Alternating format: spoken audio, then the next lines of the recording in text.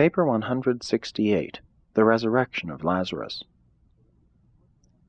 It was shortly after noon when Martha started out to meet Jesus as he came over the brow of the hill near Bethany. Her brother Lazarus had been dead 4 days, and had been laid away in their private tomb at the far end of the garden late on Sunday afternoon. The stone at the entrance of the tomb had been rolled in place on the morning of this day, Thursday. When Martha and Mary sent word to Jesus concerning Lazarus's illness, they were confident the Master would do something about it. They knew that their brother was desperately sick, and though they hardly dared hope that Jesus would leave his work of teaching and preaching to come to their assistance, they had such confidence in his power to heal disease that they thought he would just speak the curative words, and Lazarus would immediately be made whole. And when Lazarus died a few hours after the messenger left Bethany for Philadelphia, they reasoned that it was because the Master did not learn of their brother's illness until it was too late, until he had already been dead for several hours. But they, with all of their believing friends, were greatly puzzled by the message which the runner brought back Tuesday forenoon when he reached Bethany. The messenger insisted that he heard Jesus say, "This sickness is really not to the death." Neither could they understand why he sent no word to them, nor otherwise proffered assistance. Many friends from nearby hamlets and others from Jerusalem came over to comfort the sorrow-stricken sisters. Lazarus and his sisters were the children of a well-to-do and honorable Jew, one who had been the leading resident of the little village of Bethany. And notwithstanding that all three had long been ardent followers of Jesus, they were highly respected by all who knew them. They had inherited extensive vineyards and olive orchards in this vicinity, and that they were wealthy was further attested by the fact that they could afford a private burial tomb on their own premises. Both of their parents had already been laid away in this tomb. Mary had given up the thought of Jesus' coming and was abandoned to her grief. But Martha clung to the hope that Jesus would come, even up to the time on that very morning when they rolled the stone in front of the tomb and sealed the entrance. Even then she instructed a neighbor lad to keep watch down the Jericho road from the brow of the hill to the east of Bethany, and it was this lad who brought tidings to Martha that Jesus and his friends were approaching. When Martha met Jesus, she fell at his feet, exclaiming, "Master, if you had been here, my brother would not have died." Many fears were passing through Martha's mind, but she gave expression to no doubt, nor did she venture to criticize or question the Master's conduct as related to Lazarus's death. When she had spoken, Jesus reached down and, lifting her upon her feet, said, "Only have faith, Martha, and your brother shall rise again." Then answered Martha, "I know that he will rise again in the resurrection of the last day, and even now I believe that whatever you shall ask of God, our Father will give you." Then said Jesus, looking straight into the eyes of Martha, "I am the resurrection and the life. He who believes in me, though he dies, yet shall live. In truth, whosoever lives and believes in me shall never really die. Martha, do you believe this?" And Martha answered the Master, "Yes, I have long believed that you are the deliverer, the Son of the living God, even he who should come to this world." Jesus having inquired for Mary, Martha went at once into the house, and, whispering to her sister, said, "The Master is here, and has asked for you." And when Mary heard this, she rose up quickly and hastened out to meet Jesus, who still tarried at the place, some distance from the house, where Martha had first met him. The friends who were with Mary, seeking to comfort her, when they saw that she rose up quickly and went out, followed her, supposing that she was going to the tomb to weep. Many of those present were Jesus' bitter enemies. That is why Martha had come out to meet him alone, and also why she went in secretly to inform Mary that he had asked for her. Martha, while craving to see Jesus, desired to avoid any possible unpleasantness which might be caused by his coming suddenly into the midst of a large group of his Jerusalem enemies. It had been Martha's intention to remain in the house with their friends while Mary went to greet Jesus. But in this she failed, for they all followed Mary, and so found themselves, unexpectedly, in the presence of the Master. Martha led Mary to Jesus, and when she saw him, she fell at his feet, exclaiming, "If you had only been here, my brother would not have died." And when Jesus saw how they all grieved over the death of Lazarus, his soul was moved with compassion. When the mourners saw that Mary had gone to greet Jesus, they withdrew for a short distance, while both Martha and Mary talked with the Master and received further words of comfort and exhortation to maintain strong faith in the Father and complete resignation to the divine will. The human mind of Jesus was mightily moved by the contention between his love for Lazarus and the bereaved sisters, and his disdain and contempt for the outward show of affection manifested by some of these unbelieving and murderously intentioned Jews. Jesus indignantly resented the show of forced and outward mourning for Lazarus by some of these professed friends, inasmuch as such false sorrow was associated in their hearts with so much bitter enmity toward himself. Some of these Jews, however, were sincere in their mourning, for they were real friends of the family.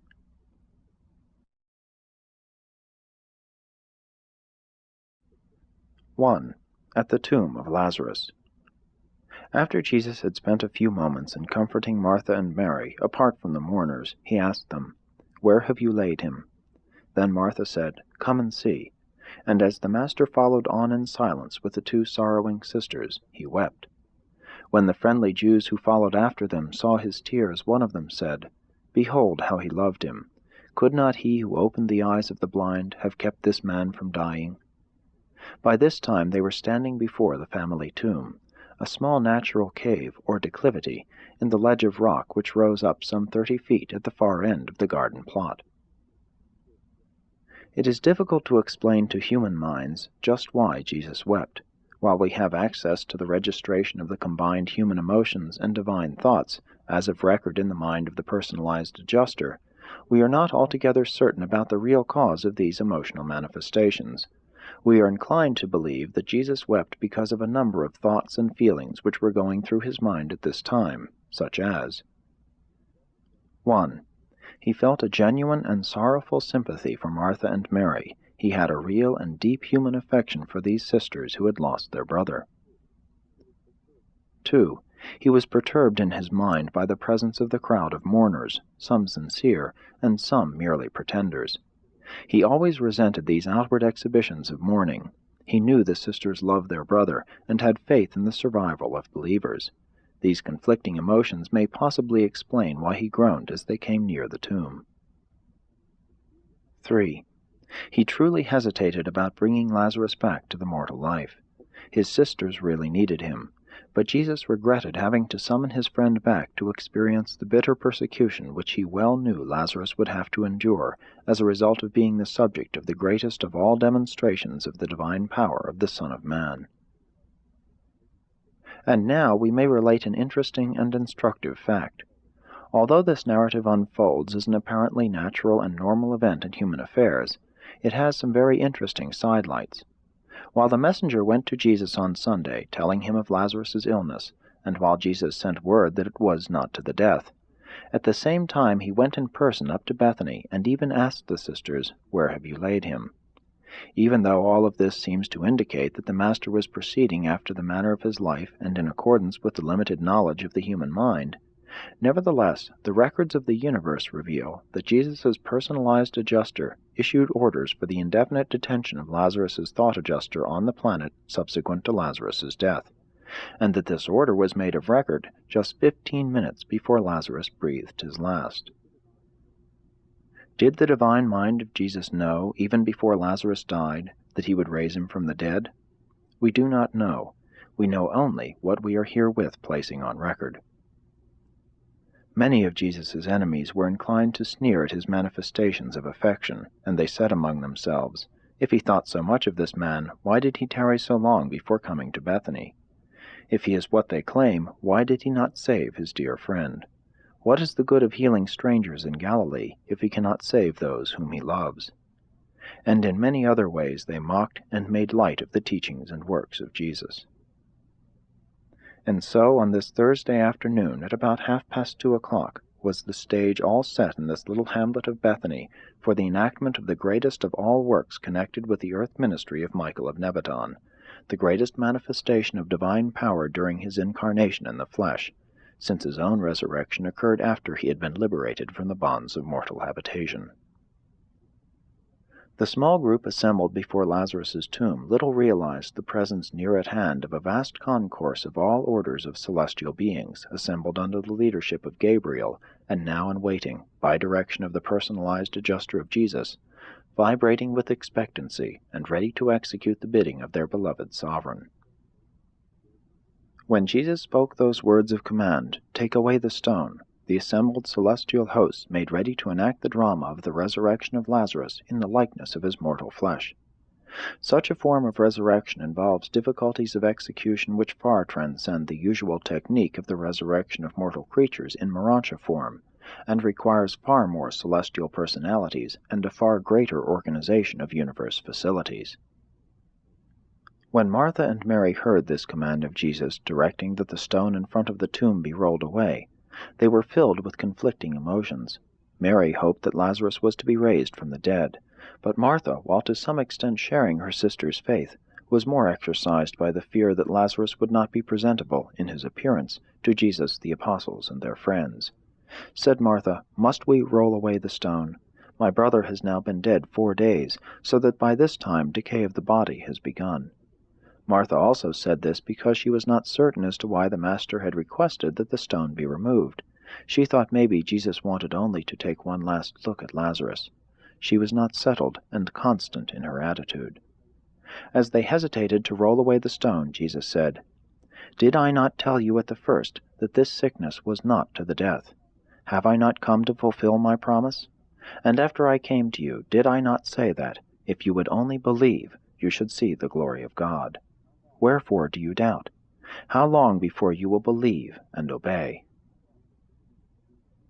When Jesus had finished speaking, his apostles, with the assistance of willing neighbors, laid hold upon the stone and rolled it away from the entrance to the tomb.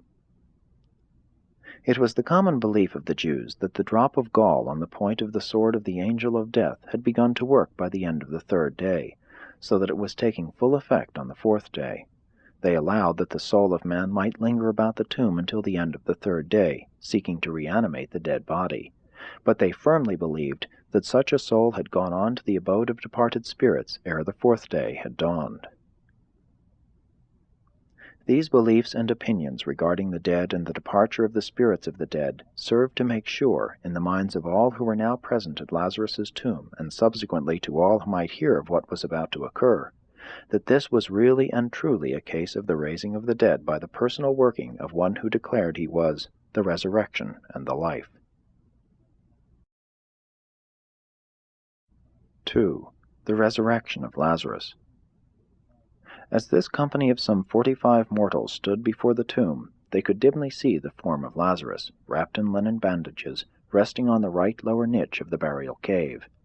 While these earth creatures stood there in almost breathless silence, a vast host of celestial beings had swung into their places preparatory to answering the signal for action when it should be given by Gabriel, their commander. Jesus lifted up his eyes and said, "Father, I am thankful that you have heard and granted my request. I know that you always hear me, but because of those who stand here with me, I thus speak with you, that they may believe that you have sent me into the world, and that they may know that you are working with me in that which we are about to do." And when he had prayed, he cried with a loud voice, "Lazarus, come forth."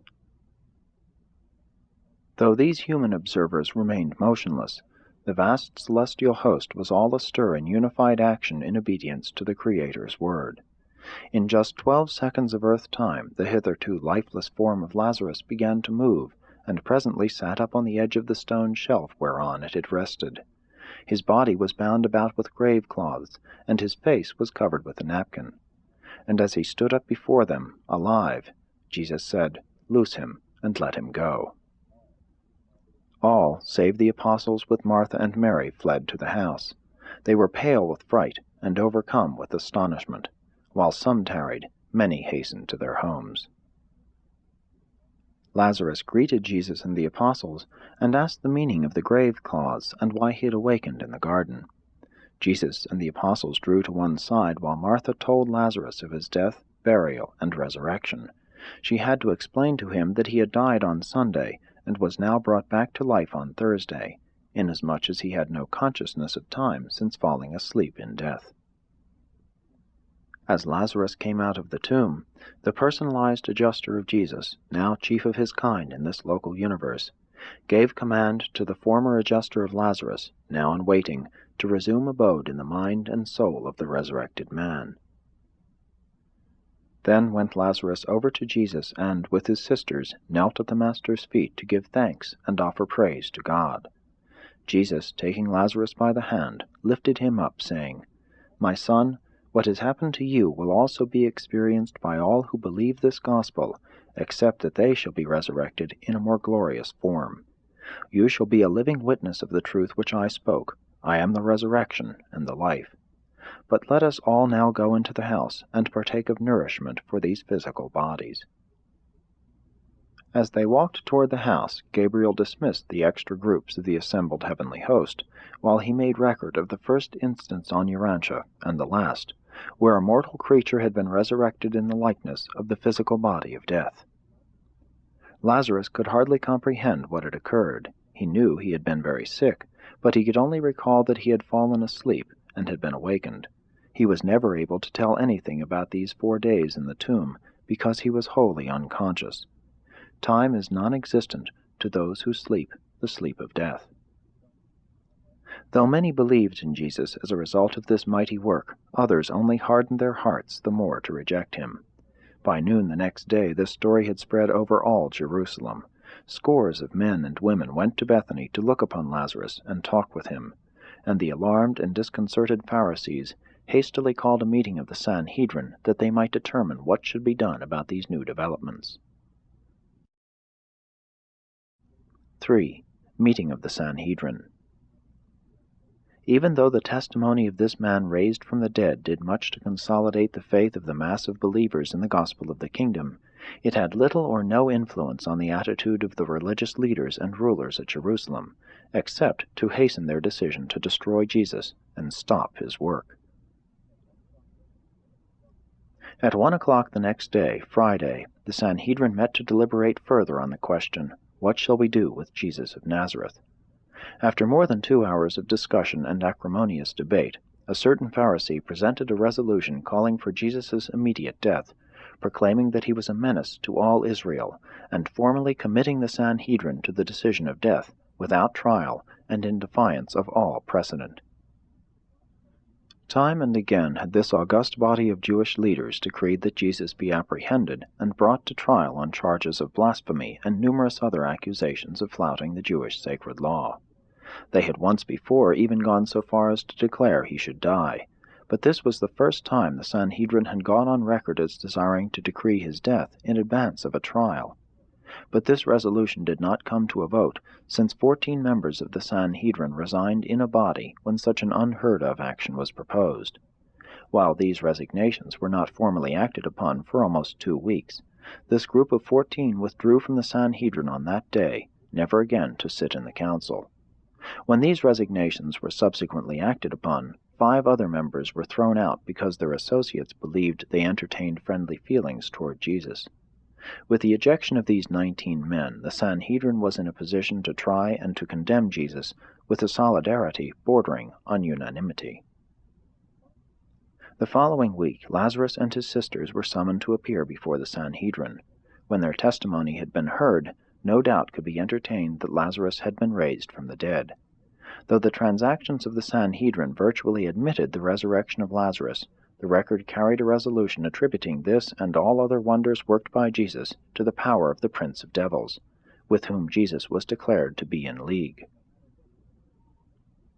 No matter what the source of his wonder-working power, these Jewish leaders were persuaded that, if he were not immediately stopped, very soon all the common people would believe in him, and further, that serious complications with the Roman authorities would arise, since so many of his believers regarded him as the Messiah, Israel's deliverer. It was at this same meeting of the Sanhedrin that Caiaphas the high priest first gave expression to that old Jewish adage, which he so many times repeated, "It is better that one man die, than that the community perish." Although Jesus had received warning of the doings of the Sanhedrin on this dark Friday afternoon, he was not in the least perturbed, and continued resting over the Sabbath with friends in Bethpage, a hamlet near Bethany. Early Sunday morning Jesus and the apostles assembled, by prearrangement, at the home of Lazarus, and taking leave of the Bethany family, they started on their journey back to the Pella encampment. 4. The answer to prayer. On the way from Bethany to Pella, the apostles asked Jesus many questions, all of which the Master freely answered, except those involving the details of the resurrection of the dead. Such problems were beyond the comprehension capacity of his apostles, therefore did the Master decline to discuss these questions with them. Since they had departed from Bethany in secret, they were alone. Jesus therefore embraced the opportunity to say many things to the 10, which he thought would prepare them for the trying days just ahead. The apostles were much stirred up in their minds, and spent considerable time discussing their recent experiences as they were related to prayer and its answering. They all recalled Jesus' statement to the Bethany messenger at Philadelphia, when he said plainly, "This sickness is not really to the death." And yet, in spite of this promise, Lazarus actually died. All that day, again and again, they reverted to the discussion of this question of the answer to prayer. Jesus' answers to their many questions may be summarized as follows. 1. Prayer is an expression of the finite mind in an effort to approach the infinite. The making of a prayer must therefore be limited by the knowledge, wisdom, and attributes of the finite. Likewise must the answer be conditioned by the vision, aims, ideals, and prerogatives of the infinite. There never can be observed an unbroken continuity of material phenomena between the making of a prayer and the reception of the full spiritual answer thereto. 2. When a prayer is apparently unanswered, the delay often betokens a better answer, although one which is for some good reason greatly delayed. When Jesus said that Lazarus' sickness was really not to the death, he had already been dead 11 hours. No sincere prayer is denied an answer except when the superior viewpoint of the spiritual world has devised a better answer, an answer which meets the petition of the spirit of man as contrasted with the prayer of the mere mind of man. 3. The prayers of time, when indited by the Spirit and expressed in faith, are often so vast and all-encompassing that they can be answered only in eternity. The finite petition is sometimes so fraught with the grasp of the infinite that the answer must long be postponed to await the creation of adequate capacity for receptivity. The prayer of faith may be so all-embracing that the answer can be received only on paradise. 4. The answers to the prayer of the mortal mind are often of such a nature that they can be received and recognized only after that same praying mind has attained the immortal state. The prayer of the material being can many times be answered only when such an individual has progressed to the spirit level. 5. The prayer of a God-knowing person may be so distorted by ignorance and so deformed by superstition that the answer thereto would be highly undesirable. Then must the intervening spirit beings so translate such a prayer that, when the answer arrives, the petitioner wholly fails to recognize it as the answer to his prayer. 6. All true prayers are addressed to spiritual beings, and all such petitions must be answered in spiritual terms, and all such answers must consist in spiritual realities. Spirit beings cannot bestow material answers to the spirit petitions of even material beings. Material beings can pray effectively only when they pray in the Spirit. 7. No prayer can hope for an answer unless it is born of the Spirit and nurtured by faith. Your sincere faith implies that you have in advance virtually granted your prayer hearers the full right to answer your petitions in accordance with that supreme wisdom and that divine love which your faith depicts as always actuating those beings to whom you pray. 8. The child is always within his rights when he presumes to petition the parent, and the parent is always within his parental obligations to the immature child when his superior wisdom dictates that the answer to the child's prayer be delayed, modified, segregated, transcended, or postponed to another stage of spiritual ascension. 9. Do not hesitate to pray the prayers of spirit longing. Doubt not that you shall receive the answer to your petitions. These answers will be on deposit, awaiting your achievement of those future spiritual ideals of actual cosmic attainment, on this world or on others, whereon it will become possible for you to recognize and appropriate the long-waiting answers to your earlier but ill-timed petitions. 10. All genuine spirit-born petitions are certain of an answer. Ask and you shall receive. But you should remember that you are progressive creatures of time and space. Therefore must you constantly reckon with the time-space factor in the experience of your personal reception of the full answers to your manifold prayers and petitions. 5. What became of Lazarus? Lazarus remained at the Bethany home, being the center of great interest to many sincere believers and to numerous curious individuals, until the week of the crucifixion of Jesus, when he received warning that the Sanhedrin had decreed his death.